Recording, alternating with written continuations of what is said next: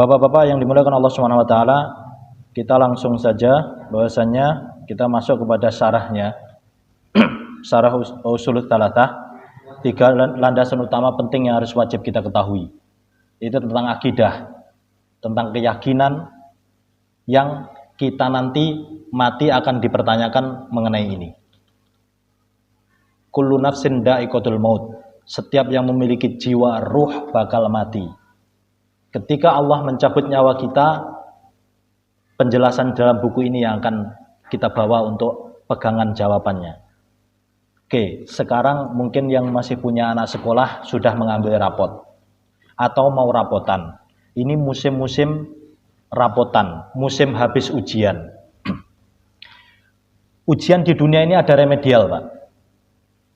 Anak kita yang gagal ujian saat ini ada remedial, ada perbaikan nilai.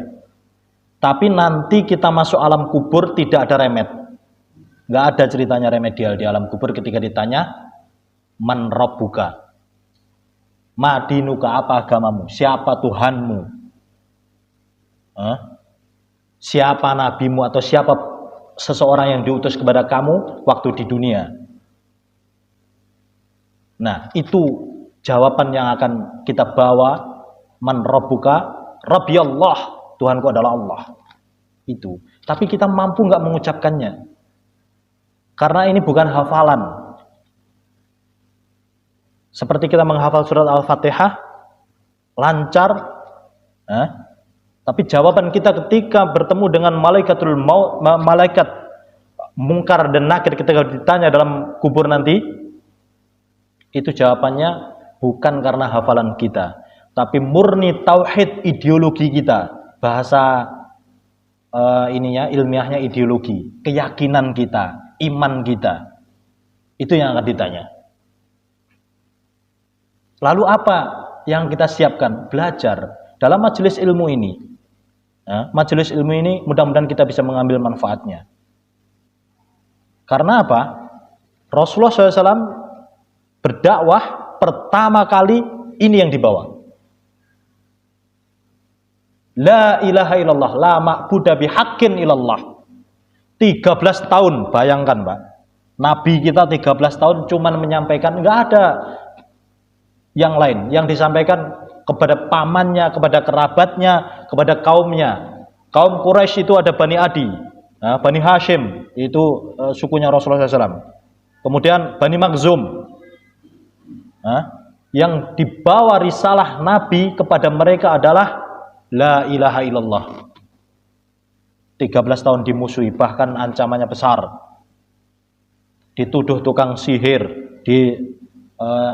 tuduh dukun, penyair, dan berbagai macam.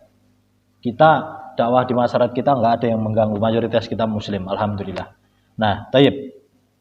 I'lam rahimakallah annahu yajibu alaina ta'lam arba'a masail. Al-ula al-ilmu wa huwa ma'rifatullah wa ma'rifatu nabiyhi wa ma'rifatu dinil Islam bil adillah. Ats-tsaniyah al-amalu bih, ats-tsalitsah ad-da'watu ilaihi. Yang artinya adalah, saudaraku, ketahuilah semoga Allah Subhanahu wa taala senantiasa melimpahkan rahmatnya kepadamu, bahwa wajib bagi kita semuanya mendalami 4 macam, yaitu yang pertama adalah ilmu. Ilmu apa? Ilmu mengenal Allah, ma'rifatullah. Itu ilmu mengenal Allah Subhanahu wa taala. Tayyib, pertanyaannya, saya lahir dalam keadaan muslim, orang tua saya muslim, masyarakat kita muslim. Pak Dedi lahir mayoritas muslim nggih? Muslim. Kok lucu? Tapi Sunda. Ya. Muslim. Orang tua kita mungkin lahir langsung mengenalkan, melantunkan atau mengajarkan kita kalimat-kalimat Islam. Oh, kalau orang Sunda ini pamali atau apa, sesuai dengan ajaran Islam. Bagi orang yang tidak mengenal keluarganya itu semuanya, maaf-maaf, di negara-negara yang non-muslim, bagaimana? Apakah mengenal ini? Gak mungkin mengenal Allah Subhanahu wa taala. Makanya kita lahir dimanapun wajib belajar ilmu ini. Ma'rifatullah min kalimah arafa, ya'rifu, ma'ruf. Kalau ada orang namanya ma'ruf itu dikenal berarti, terkenal. Yaitu mengetahui. Jadi ma'rifatullah itu mengetahui Allah Subhanahu wa taala. Sekarang pertanyaannya dalam batin kita, diri kita sendiri, sebatas mana? Bagaimana kita mengenal Allah Subhanahu wa taala? Hanya mengenal saja? Nah, ini yang penting sekali. Itu mengenal Allah Subhanahu wa taala. Kemudian yang kedua, setelah mengenal Allah Subhanahu wa taala, mengenal nabinya. Allah Subhanahu wa taala menciptakan manusia untuk beribadah kepada Allah Subhanahu wa taala. Wa ma khalaqtul jinna wal insa illa liya'budun. Tidak aku ciptakan jin dan manusia kecuali menyembah kepadaku. Maka Allah Subhanahu wa taala dengan itu ketika setelah menciptakan mengutus setiap kaum rasul. Walaqad ba'atsna fi kulli ummatin rasula. Dan telah aku utus setiap kaum seorang nabi. Nabi Nuh, rasul pertama. Diutus kepada kaum Nabi Nuh. Nabi Nuh sendiri dari kaumnya mengenal Nabi Nuh dari nasabnya, keturunannya, karakternya Nabi Nuh bagaimana, kaumnya mengenal. Nabi Ibrahim juga sama, dan nabi-nabi dari Bani Israel, dan kemudian Rasulullah SAW dipilih oleh Allah Subhanahu wa taala di akhir zaman. Pilihan Allah Subhanahu wa taala penutup bagi para nabi-nabi sebelumnya, penyempurna bagi nabi-nabi sebelumnya. Kemudian nama Rasulullah SAW, nama Ahmad atau Muhammad itu tercantum dalam kitab-kitab sebelumnya. Kitab Nasrani, yaitu apa? Injil. Nggak tahu bagaimana kok bisa namanya Kristen. Nasrani, aslinya Nasrani. Kenapa disebut Nasrani? Dari kalimat Ansor, penolong Nabi Isa untuk menolong Allah Subhanahu wa taala. Maksudnya menolong Allah Subhanahu wa taala itu yaitu menyembah hanya kepada Allah Subhanahu wa taala. Wa id qala Isa bin Maryam, dan ingatlah ketika Isa bin Maryam, man ansari ilallah, siapa yang menolong aku untuk menolong agama Allah? Qala al-hawariyun, orang-orang hawariyun itu adalah pengikutnya. Murid-muridnya Nabi Isa mengatakan, nahnu ansarullah, kami penolong Allah Subhanahu wa taala. Washhad, saksikan kami orang-orang muslim berserah diri. Nasrani itu muslim sebenarnya. Makanya ada muhajirin, ada ansor. Muhajirin yang hijrah, ansor yang menolong orang-orang muhajirin. Nasrani, ansor menolong.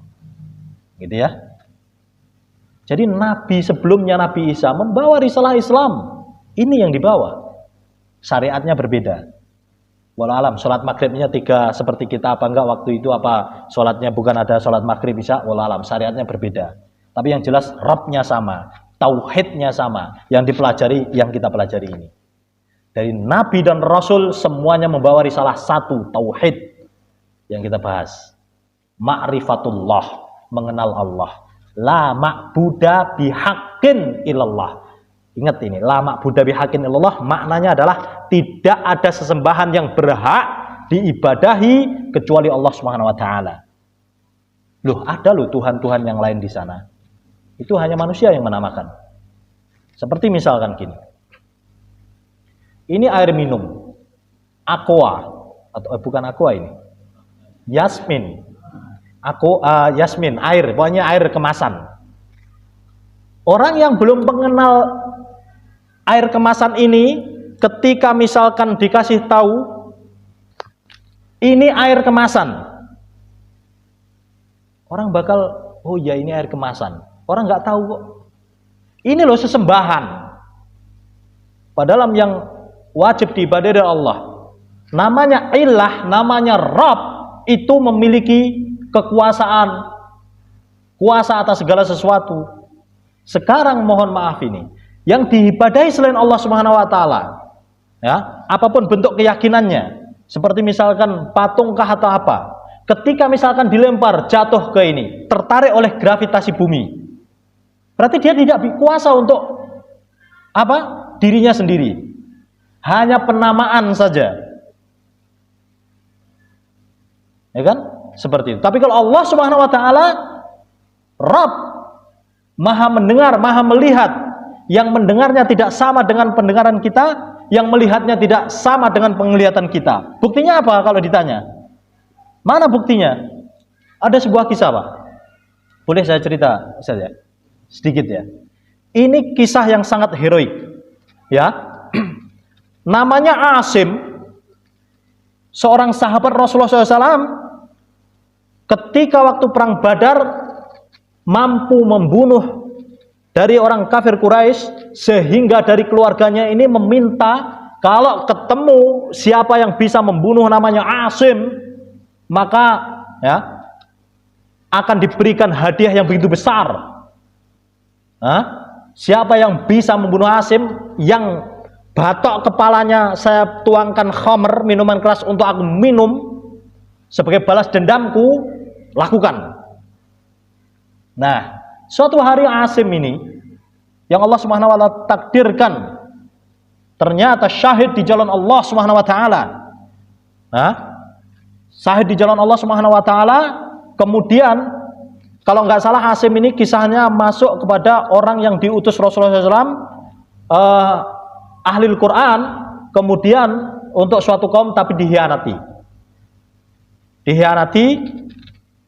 Kemudian ketika dihianati ini semuanya dibunuh. Kemudian salah satunya juga Asim ini dibunuh, tapi yang pembunuhnya ini tidak tahu kalau ini Asim. Kemudian setelah itu, ini yang beberapa hari kemudian yang terbunuh itu adalah Asim. Yang pembunuh tadi pengen apa? Pengen datang kepada jasadnya lagi. Tapi sebelumnya ini Asim ini bahasa mengatakan saya tidak percaya dengan orang-orang kafir. Kemudian dia berdoa kepada Allah Subhanahu wa taala, "Ya Allah, ya, jangan biarkan jasadku disentuh oleh musuhmu. Jangan biarkan jasadku disentuh oleh orang-orang najis." Allah Subhanahu wa taala kabulkan. Ketika datang ini tadi yang mau mengambil jasadnya Asim ini tadi, ternyata Allah Subhanahu wa taala lindungi jasadnya sudah meninggal itu dengan apa? Tentara Allah Subhanahu wa taala lebah. Sehingga orang yang datang mau mengambil jasadnya Asim ini untuk diserahkan tadi, untuk batoknya untuk minum khamr tadi, Allah lindungi. Jadi lebah itu mengerumuni jasadnya. Sehingga ketika mau mengambil, disengat oleh lebah ini. Allah kabulkan doanya. Kemudian tidak kurang akal, tunggu sampai ini. Orang Arab juga tahu, lebah itu akan kembali ke peraduannya ketika menjelang maghrib. Malam kita ambil. Malam menjelang datang, mendung hujan deras sehingga